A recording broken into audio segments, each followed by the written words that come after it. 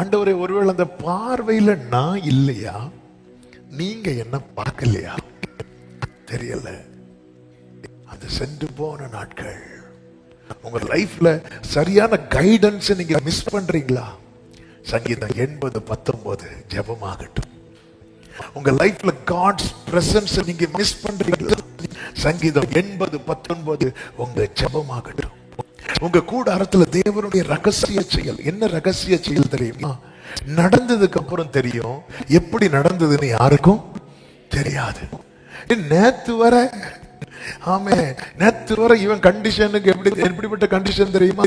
இவன் பாஸ் ஆயிருவானே தெரியாது. ஆனா இன்னைக்கு எக்ஸாம் எழுதி என்ன ஆயிட்டான்? பாஸ் ஆயிட்டான். இது எப்படி? நேத்து வர இவங்க ஃபீஸ் கட்டுவாங்கன்னு தெரியாது, இவங்க வாடகை கொடுப்பாங்கன்னு தெரியாது, இவங்க படுக்கையில இருந்து எழும்பிடுவாங்கன்னு தெரியாது. ஆனா இன்னைக்கு நடந்துச்சு எப்படி? அதுதான் இது நம்முடைய இதான்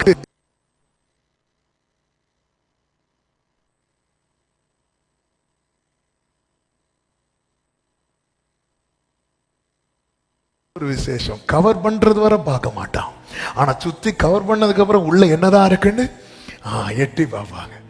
சிலர் அப்படி அதெல்லாம் ஒர்க் பினிஷ் ஆனதுக்கு அப்புறம் ஓபன் பண்ணுவாங்க. பாருங்க, என்ன நடக்குதுன்னே தெரியாது, இது எப்படி நடந்ததுன்னே தெரியாது. ரகசிய செயல். நேத்து ஆரோனுடைய கோலை வச்சுட்டு போகும்போது அது சும்மா இருக்கு. நெக்ஸ்ட் டே பார்க்கும்போது அது பூத்து காய்த்து கனி கொடுத்து அது பழமே பூத்து. இது எப்படி? இதான் ரகசிய செயல். இது எந்த டைம்ல பூ பூத்திருக்குன்னு தெரியுமா? தெரியாது. எந்த டைம் அதுல காய் காய்த்திருக்கும் தெரியுமா? தெரியாது.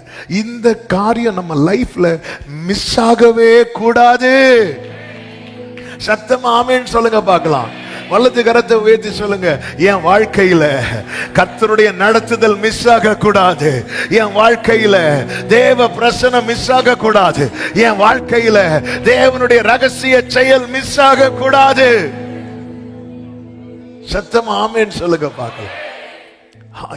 இது மிஸ் ஆகுதுனாலே அந்த தீபம் என் மேல பிரகாசிக்கலையோ. ஆண்டவரே, எங்களை திருப்பி கொண்டு வரோம். அது மட்டுமல்ல, யோபு சொல்லுகிறார் அதனுடைய 5வது வசனத்துல, அப்பொழுது சர்வ வல்லவர் என்னோடு இருந்தார், என் பிள்ளைகள் என்னை சூழ்ந்திருந்தார்கள். ஆமென். என்ன ஒரு அந்த ஒரு சந்தோஷம் குடும்பமா. அப்போ யோபு என்ன சொல்றாருன்னா, அன்னைக்கு இதெல்லாம் இருக்கு. அப்போ நான் என்ன புரிஞ்சுக்கிட்டேன் தெரியுமா? அன்னைக்கு ஆண்டவர் என் கூட இருந்ததை நான் புரிஞ்சுக்கிட்டேன். இப்போ என்னால எதை புரிஞ்சுக்க முடியல தெரியுமா? கர்த்தர் என் கூட இருக்கிறாரா? ஒரு பெரிய கேள்வி வந்துட்டுல நம்ம லைஃப்ல.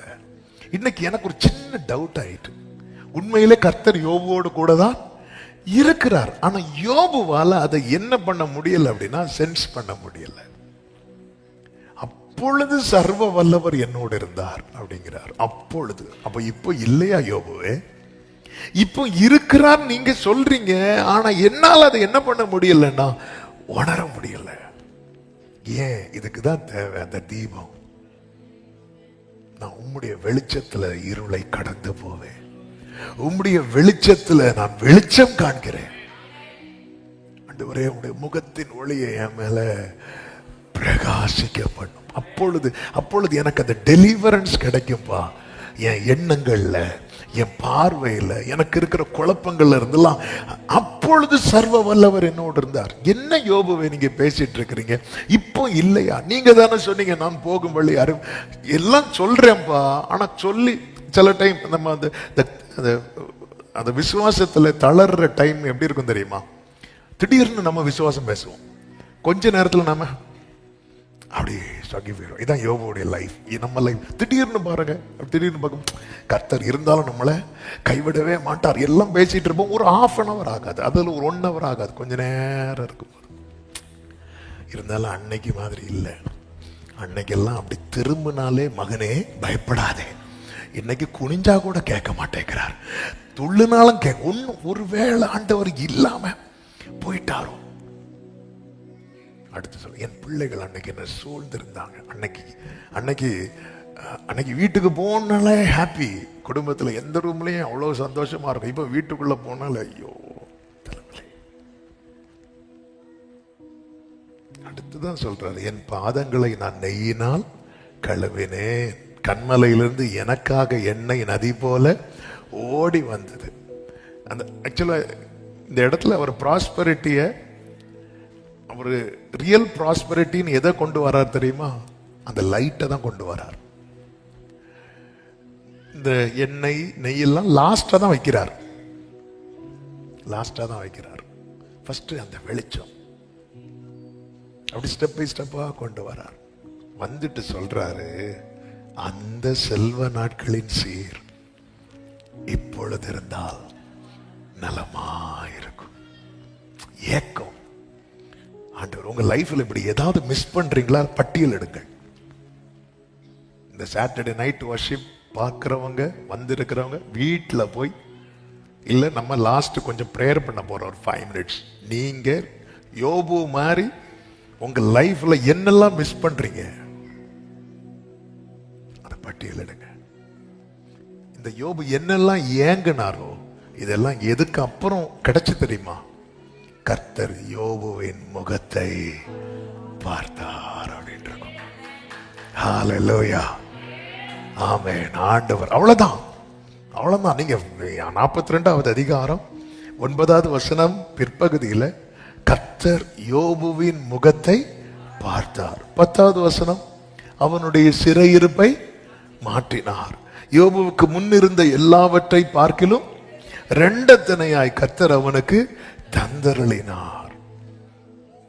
11வது வசனத்துல, அவனுடைய எல்லா சகோதரரும் சகோதரிகளும் முன் அவனுக்கு அறிமுகமான அனைவரும் அவரிடத்தில் வந்து, கைகளை உயர்த்தி ஒரு ஆமேன்னு சொல்லுங்க பார்க்கலாம்.